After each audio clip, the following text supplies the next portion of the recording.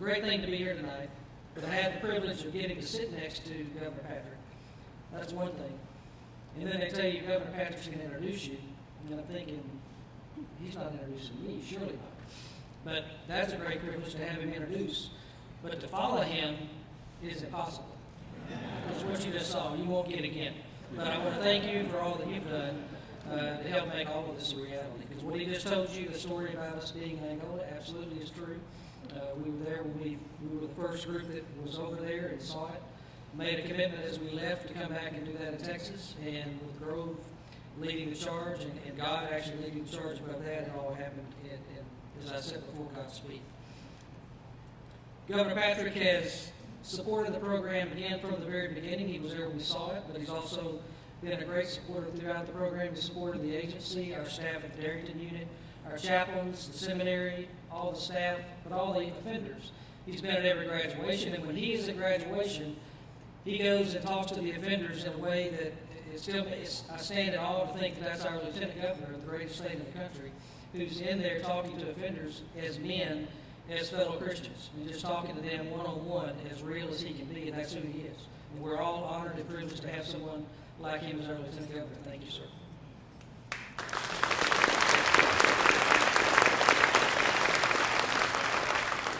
I know he wasn't able to be here tonight, but it's not fair to talk about the seminary program without talking about Senator Whitmire.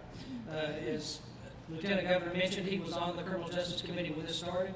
He brought Senator Whitmire, who's not typically, and I would say this if he's here, the guy that you would think would go look at the seminary program in Louisiana, but he did, and he got on fire.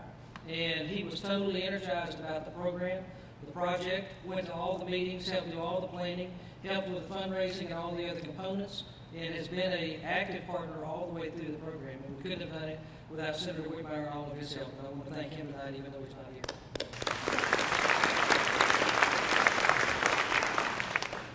Grove, I know that your heart has to be full. Just look around and take a moment and see how your vision has become a reality, because you really were the one that led us all to the water. I recognize you didn't do it alone, and he'll be the first one to tell you that it wasn't him, that it was all the people that work in the foundation, it was all the volunteers, it was all the others. But I'll tell you, Grove, you really did push it, you made it happen, and you brought it here to Texas. And thank you.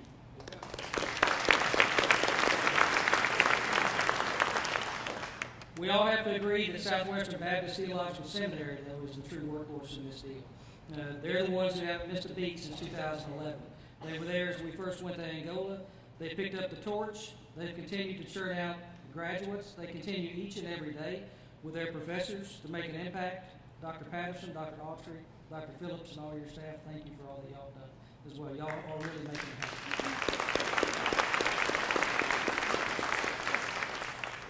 Many of you may not know, but you may have known our warden at the Darrington unit, Mark Jones. Mark Jones retired earlier this month, and he was a true champion for the program, as are the staff of the Darrington unit, as are the staff of TDCJ, which are sitting up here tonight. We've all been very supportive of this program. What I'd like to do is introduce, I'm going to have Warden Eddie Baker just stand for a second and just introduce to you Warden Eddie Baker. He's our new warden at the Darrington unit.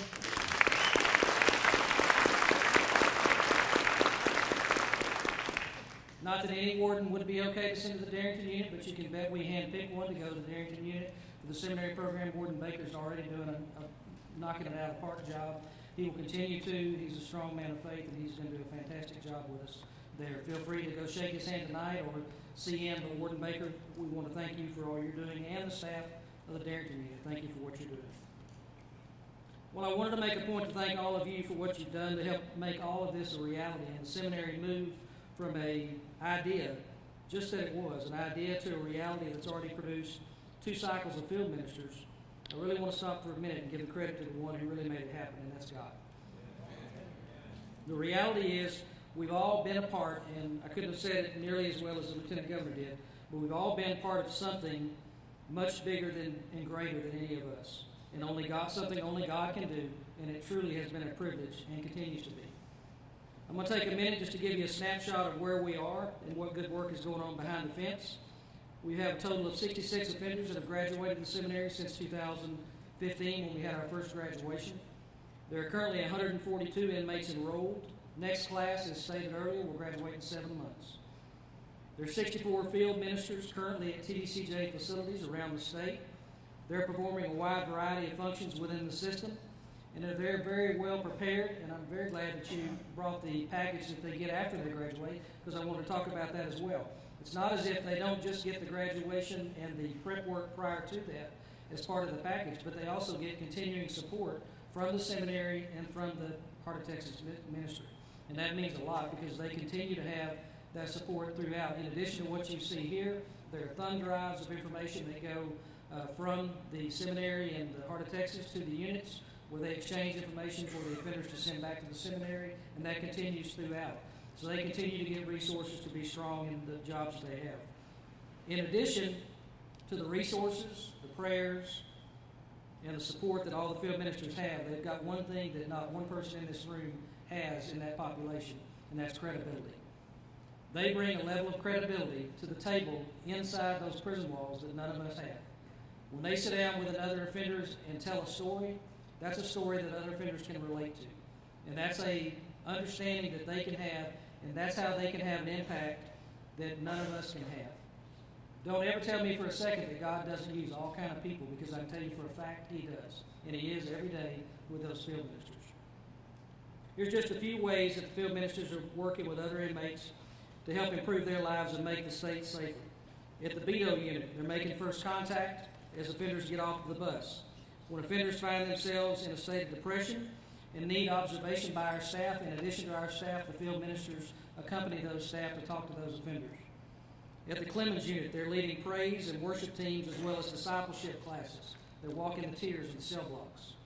At the Cofield unit, they're baptizing, conducting Bible study, hosting day room Bible study, and helping with faith-based dorms. At the Darrington unit, they're teaching and tutoring fellow inmates, holding peer education classes. At the Ellis unit, field ministers are reaching out to those in close and medium custody levels. They're also involved in the gang renouncement and disassociation program, as well as our other reentry and diversion programs. At the Estelle unit, they minister to the deaf and the geriatric population. At the Ferguson unit, they're conducting baptisms, holding classes such as Quest for Authentic Manhood and Winning at Work. At the Hughes unit, there's a day room and a hospital ministry. At the Lewis unit, field ministers are counseling and preaching to the high security population. At the McConnell and the Robertson unit, 2 units that got field ministers this summer, there are Bible classes popping up all over the unit. At the Stiles unit, offenders are out on the recreation yards mentoring and teaching fellow inmates. At the Michael unit, graduates are ministering to offenders who are in the hospice program and who are dying. Those are just some samples. That's not all that those ministers do on those units, but just a sample as you look on some of those units, what they're doing. From a personal standpoint, let me just tell you, it really is an awesome privilege to be a small part of the great work that's going on. Those of us in corrections who made this business a career, we do it because we like to see positive change in others. And we do it because we see that, and that makes a difference for all of us. And that's what's going on each and every day with the work that those field ministers do. Thanks to each and every one of you for all of your support. I just want to tell you that your support is going a long way in making a huge difference in the Texas prison system, and I want to thank you for all that you do to help keep it alive.